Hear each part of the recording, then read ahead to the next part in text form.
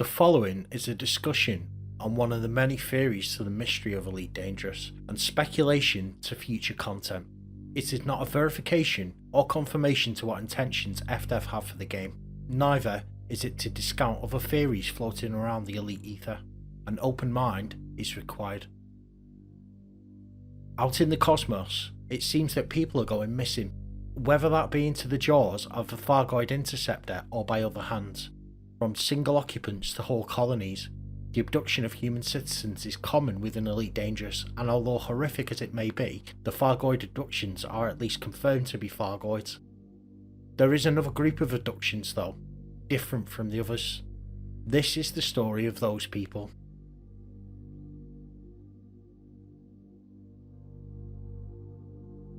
Yasmina Halsey, ex-federal president. Head of the Liberal Party, her and her party won the race to victory in the 3300 federal elections. Her government included Nigel Smeaton as vice president and Felicia Winters as her secretary of state. Her administration was somewhat troubled in their term, acting like the Hawk-like factions of old. Numerous failed military interventions and tax hikes made her and her government somewhat unpopular in federal space.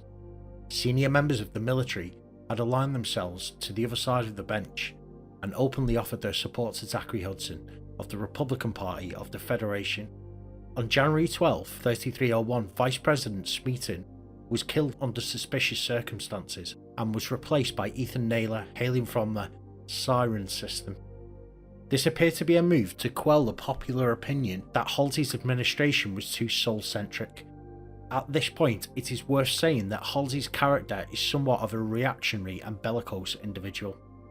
On April 28th, something happened that would change this individual and offer intrigue to many a pilot.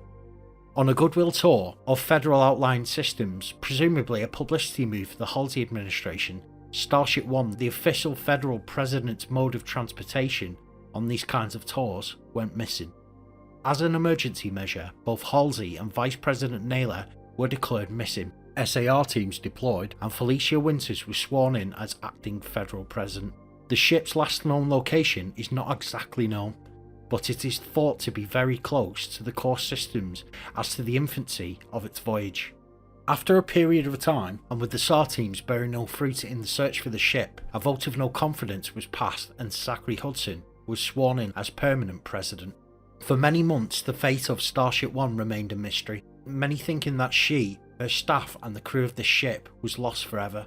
In what seems as a move that was triggered by some kind of a tip-off, President Hudson on January 28th announced plans to resume the search for Starship One, recruiting members of the Pilots Federation and other independent commanders to seek any leads to this mysterious event. Details of the ship's trajectory was released and wreckage was sought from at or around these locations.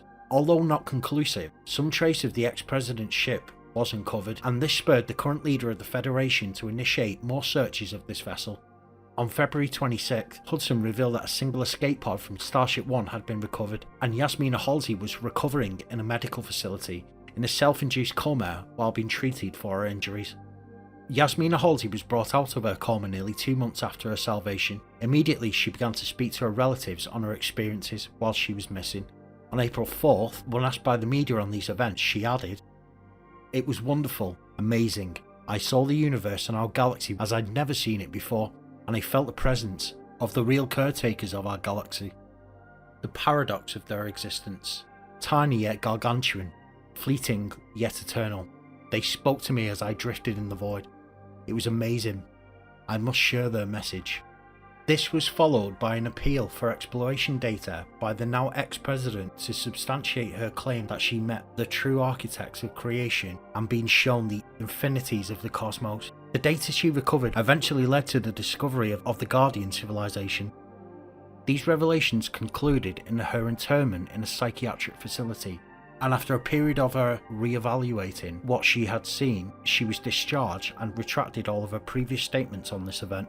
Halsey expressed no interest in a return to her previous political incarnations, and she became involved in peace activism after relocating into Alliance space. Rumours circulated as to the true picture of what happened to Starship One Many pilots thought that the more crucial data had been redacted, such as the black box flight recorder and the visual records of this event from the perspective of Starship One.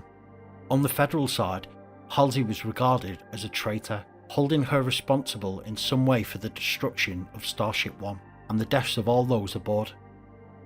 Presumably, only her internment in a psychiatric facility saved her from immediate prosecution. They are out there. I've seen them. We must put aside our petty differences and work together to establish contact. There is so much we could learn from them. Gan Romero was a previously unremarkable, salt-of-the-earth kind of guy. He worked as a hangar technician at Fort Dixon for many years, was a family man, and lived on the station with his wife and children. What became apparent is that this man was suffering from visions. Numerous times he was caught lashing out in his sleep, or stood at a window, peering out into space, frozen in time. On April 25th, 3305, in a move completely out of his character, Gan Romero stole a Diamondback Explorer owned by Commander Beyond Lennox. In a swift move, almost like it was planned, Gan fled into uninhabited space in a ship perfectly suited for this task. Port authorities were unable to determine how Gan broke the lock protocols on the Diamondback, launched it, and quietly left without alerting traffic control. During this time, interviews with Gan's wife, Laura Romero, reinforced the mysterious nature to Gan's actions, where she stated, "I haven't the faintest idea why Gan took that ship, or how he managed it. It's totally out of character for him. He's not impulsive really, not even ambitious really. He's always been the practical type, which is why I married him. I can't believe he would do anything like this. Had he been acting strangely? Well, something was on Gan's mind. I guess you could say he's been distracted recently. I caught him staring out into space a few times, and his sleep was disturbed by intense dreams, although he never wanted to talk about them. The kids keep asking whether their dad is coming home, and I just hope Fort Dixon security services can find some explanation for all of this and bring Gan home to us." Investigations into this incident led the authorities to traces of a journal that Gan had maintained before the event, which was deleted shortly before he stole the Diamondback. Security Chief Maizaki Sanders gave this statement from Fort Dixon. "We have thoroughly investigated Romero's background and established the motive for the theft and how it was accomplished. Our only lead is a series of encrypted voice logs that he deleted shortly before the hijack. Our analysts have recovered a few fragments of these recordings, which appear to be part of a dream journal. In them, Romero makes repeated mentions of seeing an area of space, black but radiant, glowing like heaven, and being called by voices that didn't come from anything with a body. Medical experts have proposed that Romero's recordings, along with his recent distracted behaviour, may be symptoms of an undiagnosed dissociative disorder. If true, Romero was likely acting upon dream delusions when he stole the ship. At present, our investigation has not yielded anything more substantial." Independent journalist Flint LaFosse later offered this analysis of the event. Romero's dream journal entities were very similar to Yasmina Halsey's visions after the Starship One incident 3 years ago. Was this lowly grease monkey in touch with the same caretakers of our galaxy that Halsey claimed spoke to her? Sure, it could be a coincidence, maybe even a shared psychological disorder, but it seems possible that Halsey and Romero were telepathically contacted by the same incorporeal intelligence. You can see why they might want to talk to a federal president. But a starport technician, what's so special about Romero? If he's telling the truth, who knows how many more ordinary people have heard these summons from bodiless voices over the years? To this day, Gan Romero remains missing. No trace of the stolen ship or himself were ever found. In my other video, linked above, I mentioned further incidents where people had either unsettling dreams or had seen inexplicable lights which led to death or disappearance. In fact, Elite Dangerous is full of these stories, from the Formidine Rift to the Conflux to Hawkins Gap, all sharing a common theme. What was it that was lurking out there beyond the senses of human facilities?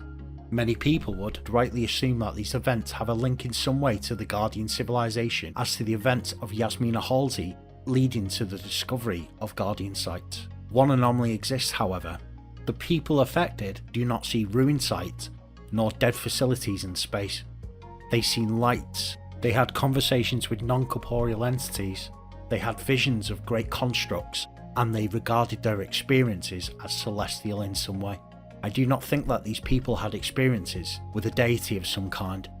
Maybe they seen something so advanced that they could only translate this as some kind of godlike event. If a caveman was to witness an F-16, would he not translate this experience in a similar way? Surely a race millions of years in advance of our own would have access to technologies beyond comprehension. The Guardians are currently known as extinct. Maybe they simply do not wish to be seen. The opening song was performed by Aliensporebomb, where he does amazing music suitable for space exploration. Go and check him out, guys. Thanks again, Todd. Thanks for the watch. Please make sure if you liked this video to hit the like button and consider subscription. You can also find me on Twitter and Reddit. These all help this channel grow. Cheers.